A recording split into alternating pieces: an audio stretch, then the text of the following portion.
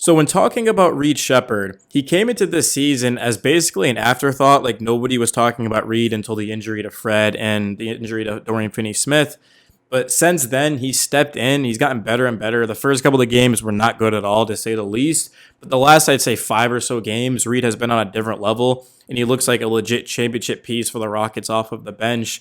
Take a look at his skill set. So he's going to throw it across the court to a men, and now you can see a Wizards double team is coming, which I don't know why, because you just can't do that. You can't leave Reed Sheppard wide open. I get you don't want Şengün going one-on-one or a man, but Reed, you just can't leave him open. He's one of the best shooters in the game, and we know Reed can shoot, right? Like, this doesn't surprise anyone. Reed Sheppard knocking down this three, that doesn't matter at all. What matters is this play right here. So Reed is open. You can see Jabari, he's going to throw the ball. And watch this contest, right? So Kispert flies right by him. You have to respect the jumper. This is what Reed is doing that he hasn't done in his career, at least at a professional level, because he did this at Kentucky. But watch this finish over Marvin Bagley, who's about 6'10", 6'11", right through the contact and one. If Reed can continue this, man, the Rockets are going to be forced to play him much more minutes. This is such a tough finish. And if you guys watched Reed over the summer, this is something he was working on in camp, was just attacking Rocket bigs, even when at KD a couple of times, and finishing through contact. See how he gets it high off of the glass so that the shot blocker can't make a play on it. And it's just a strong finish for Reed, man. This guy came into the league and he didn't have that type of NBA level strength, but he's definitely worked on it, and it's showing. Now Reed just going to go baseline, draws the attention, and then Tari, who was 4 of 6 from 3 in this game, is going to knock it down. If you can beat your opponents off of the dribble and just open up the floor for everyone, see how every single player is looking at Reed, literally all eyes are on him, and then he just uses that vision to find Tari. And it's not the best pass in the world. It's a little bit low, but it does the job. And then Tari is shooting 53% from 3. He's going to knock that one down. Steven Adams with a high on-ball screen, of course, right here, which it's a beautiful screen, and it allows Reed to just go right around it and then pull up, plenty of space. He definitely got fouled on that as well. I don't know how they missed this one, but look at the screen by Adams. The funny thing is he's literally just sideways. Like, it's a legal screen, obviously, but Steven Adams using like 30% of his strength, and the defender's just out of the play, and he tries to make a play on the ball. You can see he hits him right there on the arm, on that wrist, and you see how Reed's like flailing because he felt the contact, but he just fights through it, knocks it down, swishes it. Now, Men Thompson, of course, is coming down the lane, and again, this is why you want to play Reed with a men, is because the attention on this defender is not on Reed. He's not even looking at Reed. He doesn't care about Reed at all right now. He's just focused on Men Thompson going against the veteran CJ McCollum. And then men, once he makes that move, see the defender's all the way literally in the paint, guys. He's in the paint guarding Reed Sheppard, who shot over 50% at Kentucky in his freshman season. Like, you just cannot leave him that open. It's a walk-in three, literally. And if Reed's going to get shots like this, the Rockets are going to be unbeatable. I mean, he's a layup for him, man. Literally, it's like a beach ball shooting it into the ocean. I mean, this is just such a quick release, too. Look at this. This is a shooter, man. You want to teach someone how to shoot, you show them a video. This is it. Look at this form, man. Perfectly straight, squares up, and it's just an absolute dot, man.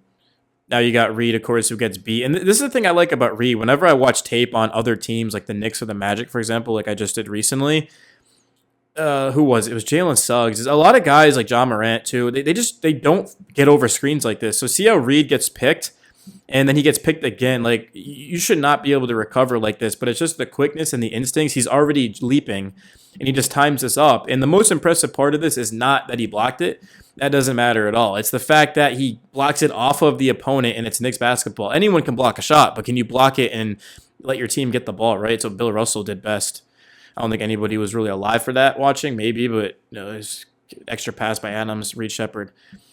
Man, you just don't know how impressive this is unless you've ever played the game. I mean, just to be able to time this up, the defender thinks that you're out of the play, to not foul him, to not hit him on the head, to get around him, and it hits off of the wrist of number 7, and then, of course, he hits it out of bounds right there. It's a great play.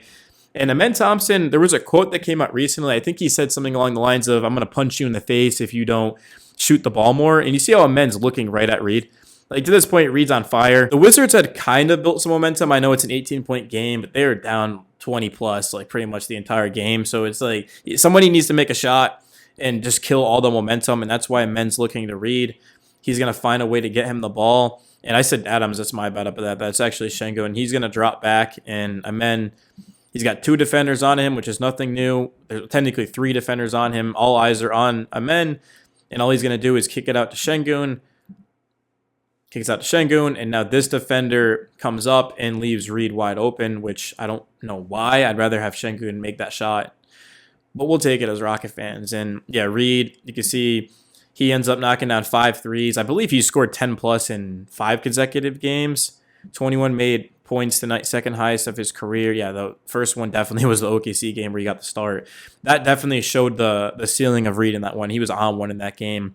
Yeah, 5 made threes, 13 made in the last 3 games. That's a lot of threes for a guy coming off of the bench, and it's the efficiency, obviously, that we're talking about. See, I was making Reed Sheppard videos the entire offseason, stressing how much I believed in him as a player, even though the Rockets, they're in win-now mode and they need him to step up. And, I didn't think he was quite necessarily ready to just jump right in 25 minutes a night on this team, but I thought that, hey, look, let him play. Let him develop, work him in.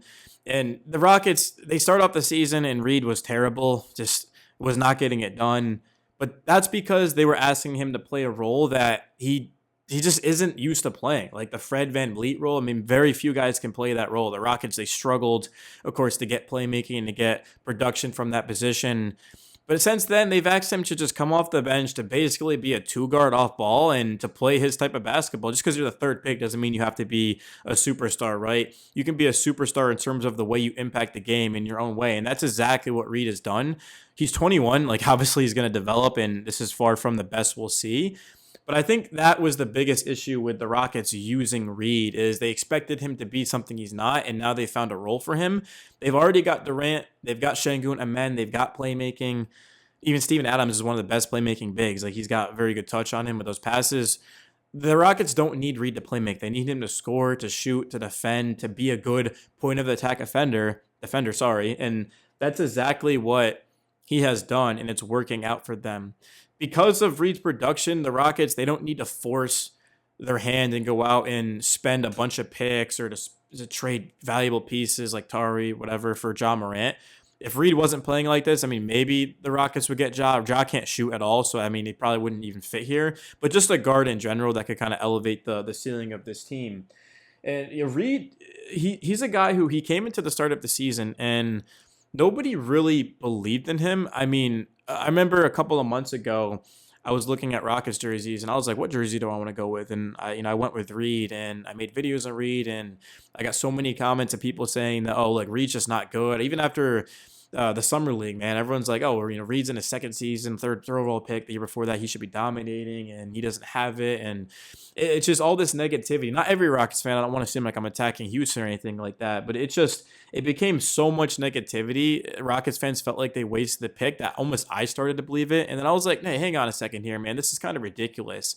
I mean, did we not see Reed last season, of course, when he was actually on the court, show a lot of promise? And again, they have to steadily work him in to the team, and that's what they're doing. And like, the training wheels are starting to come off, actually. That's kind of how I look at it, is when you first ride a bike, you put the training wheels on, and the Rockets are slowly but surely working them off. And they don't beat the Bucks without Reed.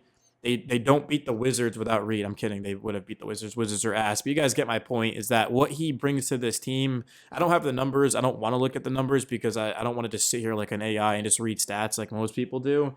But Reed was easily over a plus 20. I promise you he was at least a plus 20. And that's the type of impact he makes. You know how difficult it is to come off the bench and to be a plus 20 in your minutes. I mean, that's just insane.